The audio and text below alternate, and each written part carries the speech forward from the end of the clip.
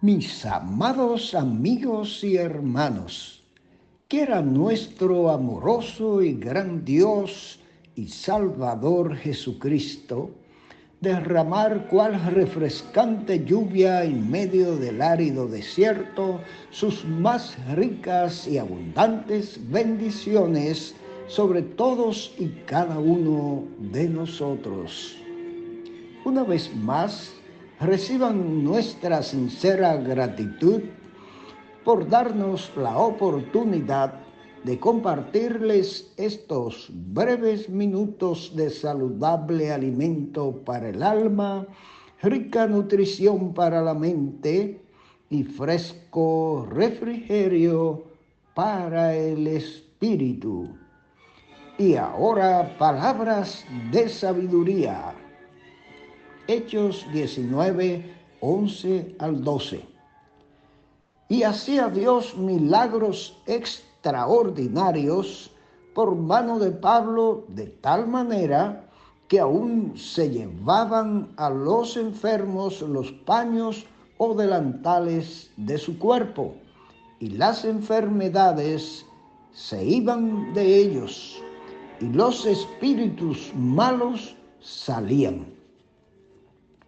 Mis amados amigos y hermanos, después de haber disfrutado los sustanciosos comentarios de tres consagradas autoridades en análisis bíblico, como lo fueron Matthew Henry, William MacDonald y Rubén Vera, acerca del bautismo y discípulo de Juan el Bautista, hoy nos embarcamos de nuevo para continuar nuestro deleitoso recorrido por el capítulo 19 del libro de los Hechos del Espíritu Santo a través de los apóstoles.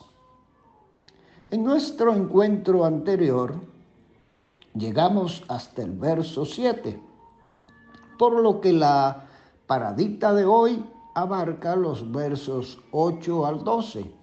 Así que Biblia, papel y lápiz a manos, vamos a ver qué nos dicen las Escrituras. En primer lugar, vemos que Pablo, al regresar a Éfeso, enfila sus cañones para presentar el mensaje de la gracia a sus hermanos judíos, como lo hacía en cada ciudad donde llegaba.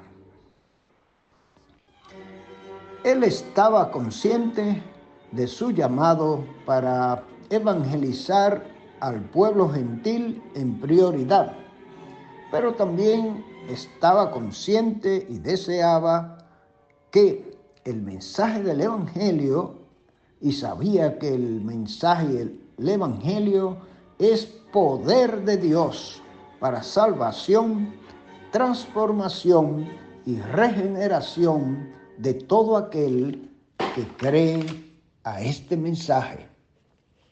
Estratégicamente, Pablo se iba los sábados a las sinagogas judías porque sabía que allí estarían reunidas muchas vidas que profesaban a Dios de manera equivocada, como lo hacía él antes de encontrarse con el Señor Jesucristo. Pablo se encontró con Jesús y se libertó y fue libertado o liberado de las cadenas del pecado, la idolatría, la santería y el formalismo y religiosidad de los judíos. Porque fue y logró esto porque obedeció a la voz de Dios, el cual lo llamó, así como te llama a ti hoy día, mi amado amigo, a oír su palabra, a escudriñar su palabra y escuchar su voz, a fin de que pueda salir de las tinieblas a su luz admirable. Debido al rechazo de los judíos, el apóstol deja la sinagoga y se establece en la escuela del maestro Tirano, donde y desde donde podía evangelizar los sábados y demás días de la semana, llegando con el evangelio a toda el Asia proconsular, alcanzando así a judíos y a gentiles con el mensaje glorioso del evangelio de Jesucristo. Por otro lado, los versos 11 y 12 nos dicen que Dios soberanamente quiso dar un respaldo especial al apóstol Pablo, obrando por su vía milagros y prodigios que ni el propio Señor había realizado, aunque él había prometido que los haría, estos milagros, a través de los apóstoles y de cuantos en él creyeren, según Juan capítulo 14, verso 12. El Señor de alguna manera desafió la incredulidad de los judíos y la idolatría de los efesios al sanar enfermedades y echar fuera demonios y espíritus malignos solo con tocar los cuerpos con paños y telas que habían estado en contacto con el apóstol Pablo. Y ahora les invito a estar atentos a los eficientes comentarios de Matthew Henry, observados, traducidos al castellano por don Francisco Lacueva, hoy con el tema Dios respalda la prédica de Pablo en Éfeso, Hechos 19, 8 al 12. Como siempre, Pablo entra en la sinagoga, según verso 8, antes de predicar en cualquier otro lugar. Su tema era el reino de Dios, lo cual demuestra que no se limitó ahora a explicar los fundamentos de la fe cristiana, sino que extendió su predicación a lo que las profecías del Antiguo Testamento habían anunciado acerca del reino mesiánico. Pablo discutía, es decir, argumentaba, daba razones a fin de que no solo creyesen, sino que viesen también los motivos para creer, y persuadía, trataba de convencer con amor y entusiasmo. Así lo hizo por espacio de 3 meses, lo que daba a sus oyentes suficiente tiempo para reflexionar. En cuanto al éxito de su labor, se insinúa, no se dice, que algunos creyeron, pues, verso 9, algunos se endurecían y se volvían desobedientes, es decir, no se dejaban persuadir, según indica el verbo griego, hablando mal del camino, epíteto frecuente en Hechos para designar al cristianismo. Al no dejarse persuadir, se endurecían en sus prejuicios contra la fe cristiana y hacían todo lo posible para que los demás siguiesen también resistiendo al Espíritu Santo.